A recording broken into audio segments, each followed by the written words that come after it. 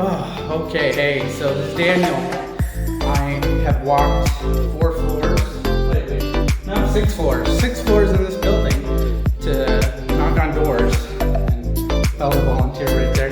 And a couple people answered, but we left the pamphlets under doors. And there's another floor at least, but we're done now. We have selected people that we have to knock on. And the experience for New York is, lots of exercise, but I honestly am looking for the longest volunteer award in the Andrew Yang campaign. Is that award out there, Andrew? And why are you not signing me up? Okay, because I'm really expecting that any day now. So, okay, talk to you later, Yang Gang.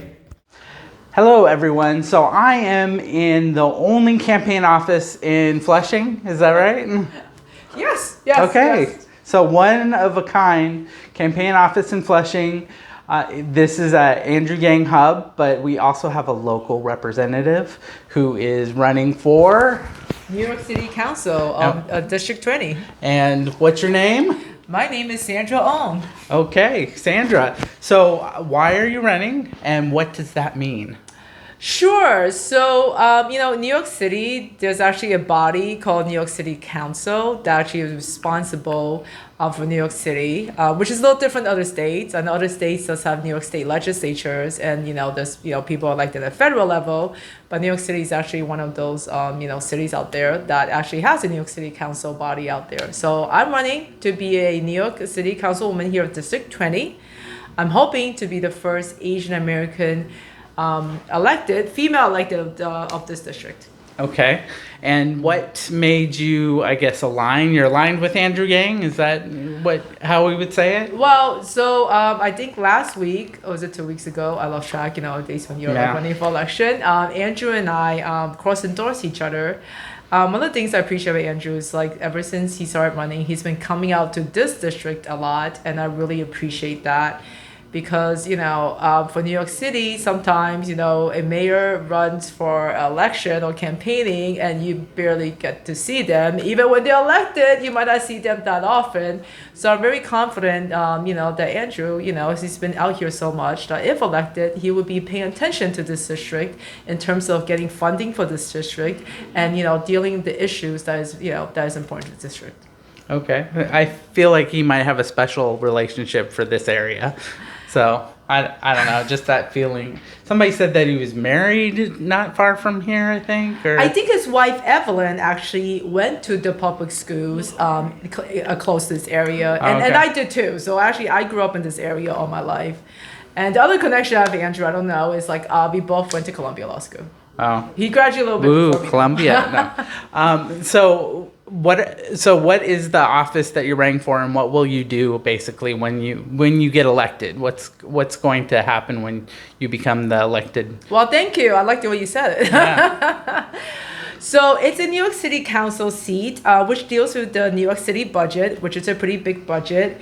And we deal with New York City agencies. So, for example, one of the agencies that we deal with is small business services. I don't know if you've been walking around, you realize there's tons of small business in this district. And this small business district has been suffering before the pandemic. Okay. And definitely, during the pandemic, and they're continuing to suffer now. We need someone to speak up for them. One of the biggest issues here in Flushing in general is language access.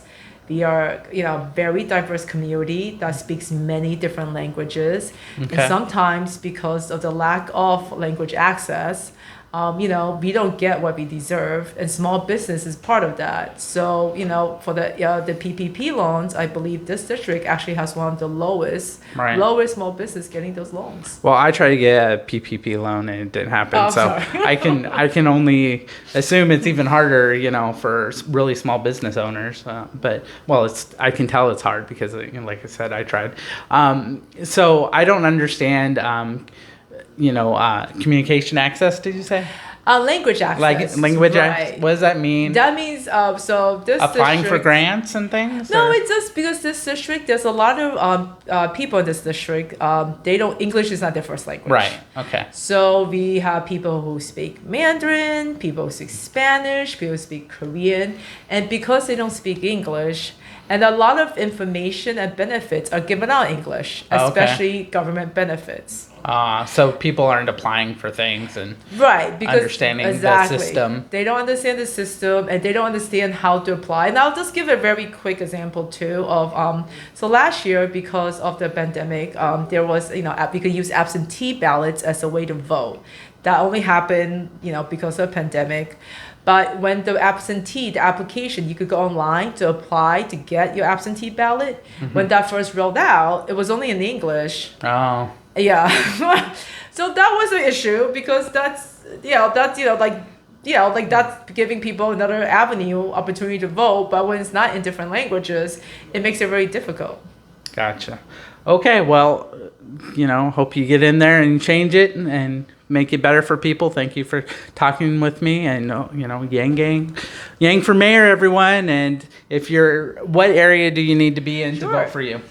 If you live in Flushing, Murray Hill, Queensboro Hill, Urbandale, or Fresh Meadows, please think of me, Sandra Ung, New York City Council District 20. Thank you so much. And go out and vote, everyone. Take care.